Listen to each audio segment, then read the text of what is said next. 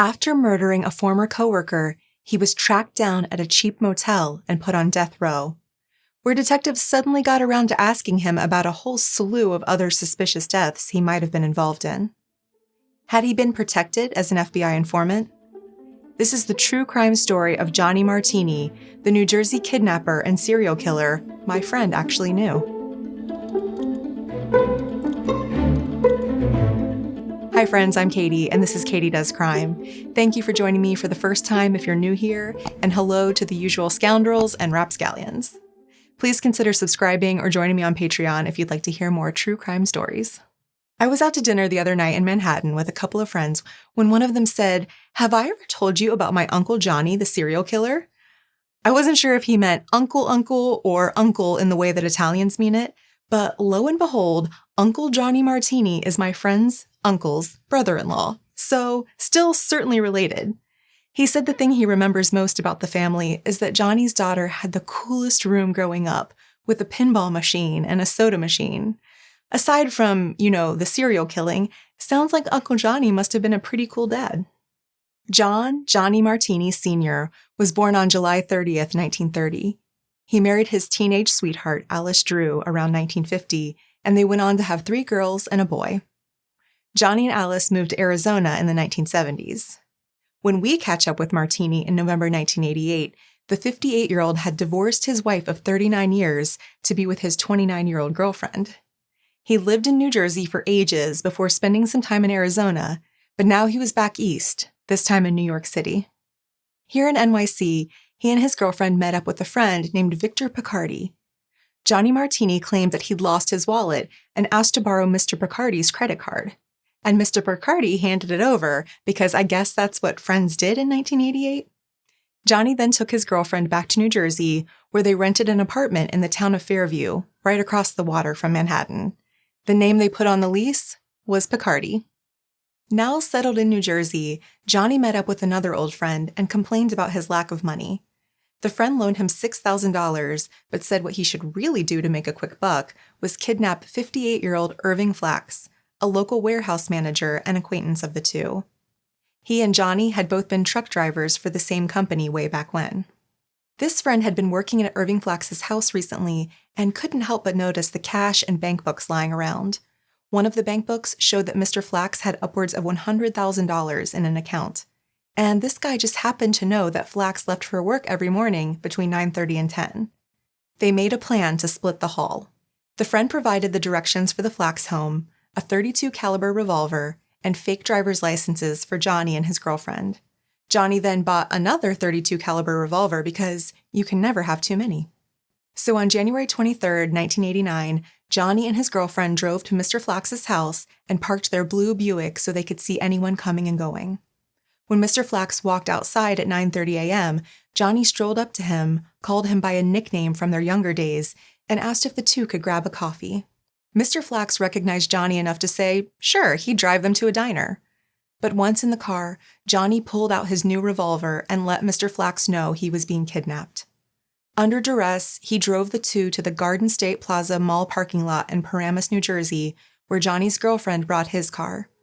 Johnny made Mr. Flax get into his car and then drove them all to the apartment Johnny had rented under the fake name.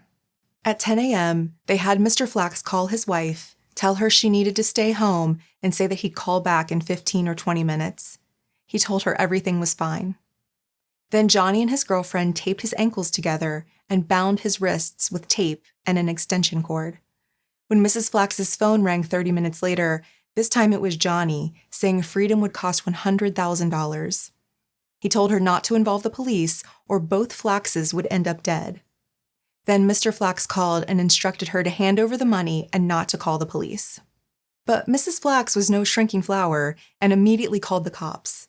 Before they had a chance to tap her phone, Johnny called again, calling himself Tony, and asked if she'd gotten a hold of his requested ransom. He threatened her life repeatedly, but he also kindly said that it was fine if she could at least get $25,000 for him. The phone taps were installed, the FBI arrived, and Mrs. Flax went to get $25,000 in cash from the bank. FBI agents took down the serial numbers of the bills and packaged up the money in a brown paper bag. When Johnny called back at 5:30 p.m., he told Mrs. Flax to drive to the Forum Diner in Paramus and meet him out back at 7:30. He said he'd wave his hands, she'd open the car door and throw the money down, and her husband would call her when she got home, both of them safe and sound. He threatened that if someone ever came after him, someone else will come, maybe in 2 days, to kill the two of yas. I like that the court documents write the ya and only wish it was yous instead to make it seem more Jersey. Mr. Flax called a moment later, screaming and crying, and told her to give them what they wanted. Johnny left Mr. Flax at the apartment, went to pick up his car at the parking lot where they left it earlier, and drove to the diner. At the same time, Mrs. Flax was donning a bulletproof vest and hiding an FBI agent in her car for protection. At the back of the diner, Johnny waved his hands in the air. Mrs. Flax threw the ransom money onto the ground and drove away, and undercover FBI agents followed Johnny as he collected the money and drove off. He stopped at a Days Inn along the way because he thought the money had bugs in it. Not like FBI listening devices, but actual bugs. Apparently he was hallucinating them. He then drove into the Bronx to make sure he wasn't being followed. He hoped he might be able to shake anyone who might be watching him in the dense Bronx traffic, and it worked. The agents lost him. At around 9 p.m., Johnny and his girlfriend drove Mr. Flax back to the parking lot, and Johnny claims that Mr. Flax opened his door and started to get out. And worrying that he was about to lose his kidnappee, Johnny shot him in the back of the head 3 times. But the money had already been paid. Who cares if the guy escapes, right? Johnny and his girlfriend left Mr. Flax in his car, took the keys, and went back to their apartment to do some coke. Then they took the Staten Island ferry to get rid of the gun and the stolen keys in the bay below Manhattan, although Johnny sort of forgot the purpose of the ferry ride when he got to the top deck, and he stopped to buy a couple of hot dogs from the vendor up there. He ate one of the hot dogs before being like, oh, right, the murder. So he tried to throw the gun into the bay, but got confused and threw the hot dog instead. He couldn't understand why it didn't sink. Eventually realizing his mistake, he got rid of the gun and keys. The next day, a security guard saw a car in a secluded corner of the mall parking lot and went to check if anything suspicious was going on. He found Mr. Flax still decked out in a gold chain, wrist chain, watch, and wedding ring, blood spatter everywhere. Incredibly, that very day, the local police received word that a Mr. John Martini and his girlfriend could be on the run back in his hometown area after committing a double homicide where they'd been living in Arizona. The cops started combing local motels and saw Johnny and his girlfriend leave the Fort Lee Days Inn and head for a phone booth with a black bag. The police nabbed them just as they were about to get into a waiting cab.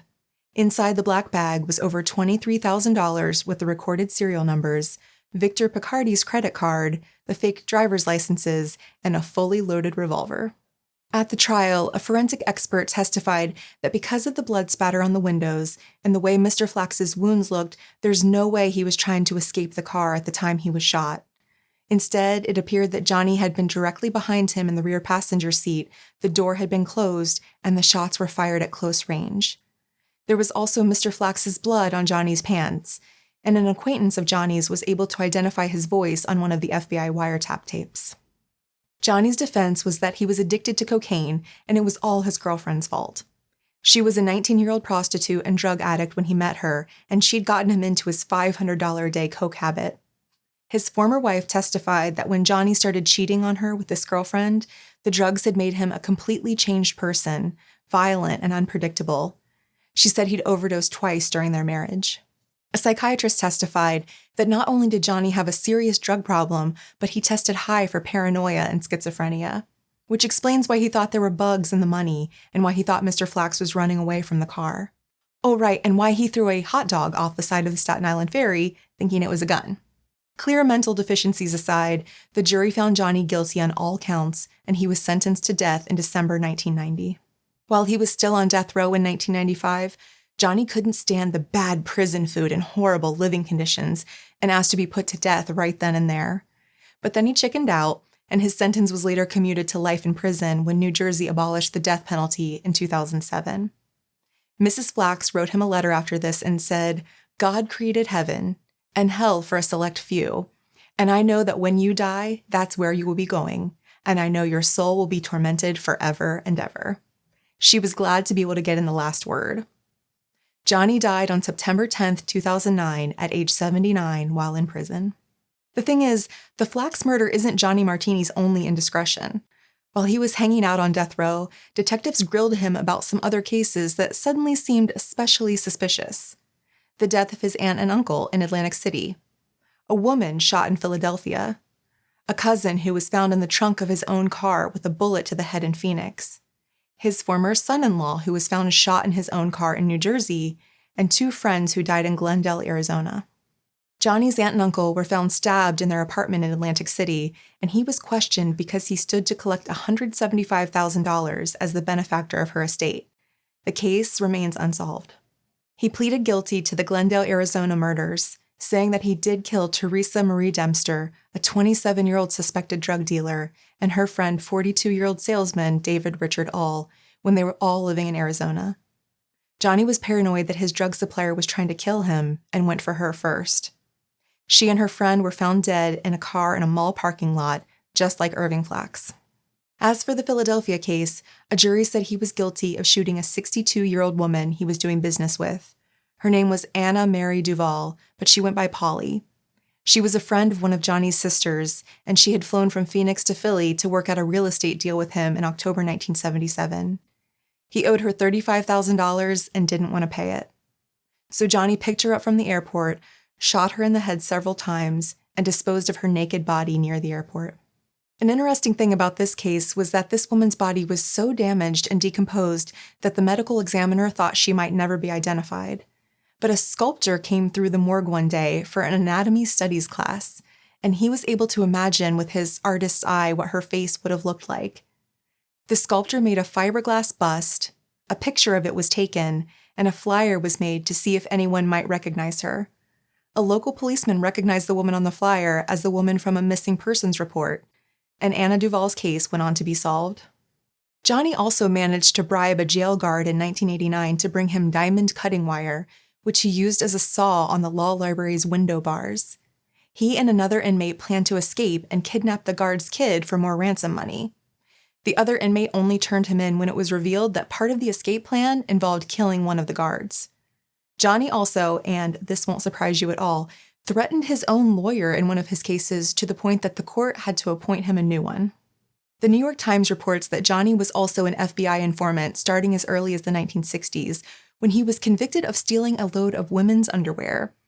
He worked as a truck driver and began to give the government information about trucks or goods the mob had stolen. The FBI stopped using him in 1986 because he made up a story about mafia money laundering, and they felt that they could no longer trust him. But knowing that Johnny was an informant for so long maybe explains why 4 of his relatives went missing between 1981 and 1987, and he was never charged. He requested to join witness protection after his arrest for the murder of Irving Flax, but the FBI rejected him.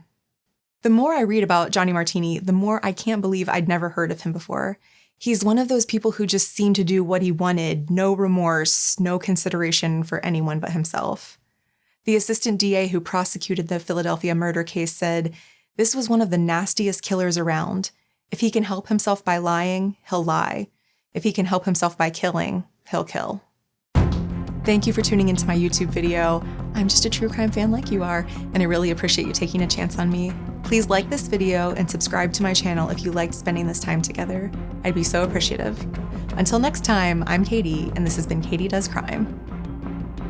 A .32 caliber revolver. She and her friend were found dead in a mall. Blah. Eventually realizing him is a 27-year-old suspected drug dealer. I've been drinking all day. I've peed like 4 times. Put that in the bloopers.